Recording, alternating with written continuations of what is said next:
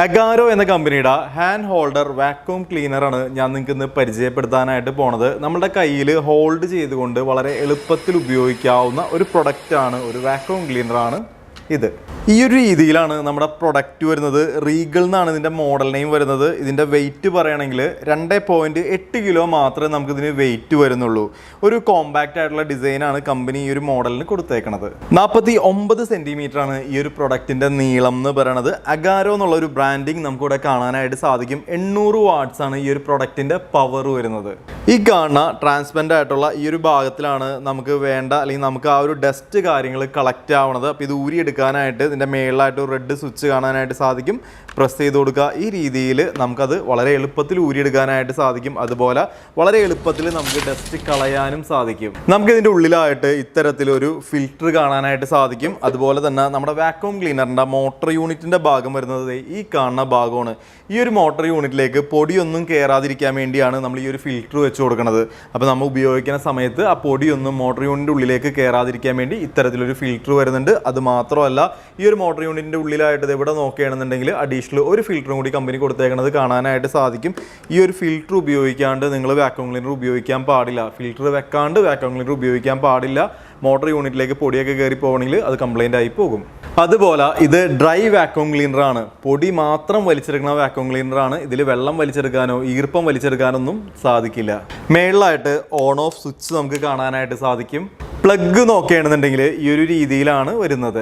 5 മീറ്ററാണ് ഈ ഒരു വയറിൻ്റെ നീളം എന്ന് പറയണത്. നമ്മുടെ ഈ ഒരു വാക്യൂം ക്ലീനർ നിലത്തൊന്നും ഇടാണ്ട് നമുക്ക് തൂക്കിയിടാനായിട്ട്, എവിടെയെങ്കിലുമൊക്കെ കൊളത്തിയിടാനായിട്ട് നമുക്ക് ഇത്തരത്തിലൊരു സംവിധാനം കമ്പനി കൊടുത്തിട്ടുണ്ട്. ഈ ഒരു വാക്യൂം ക്ലീനറിൻ്റെ കണക്റ്റിംഗ് ആക്സറി ആയിട്ട് പറയാനായിട്ടുള്ളത് ഒരു എക്സ്റ്റെൻഡർ വരുന്നുണ്ട്. അതുപോലെ തന്നെ നമുക്കൊരു ഫ്ലെക്സിബിൾ ഓസ് കാണാനായിട്ട് സാധിക്കും. 2 ക്ലീനിങ് ആക്സറീസുമാണ് ഇതിൻ്റെ കൂടെ കൊടുത്തേക്കണത്. ആ ക്ലീനിങ് ആക്സറീസ് എന്ന് പറയുന്നത് ഒരു മൾട്ടി പർപ്പസ് ബ്രഷാണ്. നമുക്ക് എന്തെങ്കിലുമൊക്കെ സ്ക്രബ് ചെയ്തിട്ട്, അതുപോലെ നമുക്ക് മൾട്ടി പർപ്പസ് ആണ്. നമുക്ക് ഏത് രീതിയിൽ എങ്ങനെ വേണമെങ്കിലും ഈ ഒരു ബ്രഷ് നമുക്ക് കണക്ട് ചെയ്ത് യൂസ് ചെയ്യാനായിട്ട് സാധിക്കും. പിന്നെ നമുക്ക് ഇത്തരത്തിലുള്ള ഒരു നോസിൽ കൊടുത്തിട്ടുണ്ട്. നമുക്ക് കോർണറുകൾ, എഡ്ജുകളൊക്കെ ക്ലീൻ ആക്കാനായിട്ടാണ് ഈ ഒരു നോസിൽ യൂസ് ചെയ്യണത്.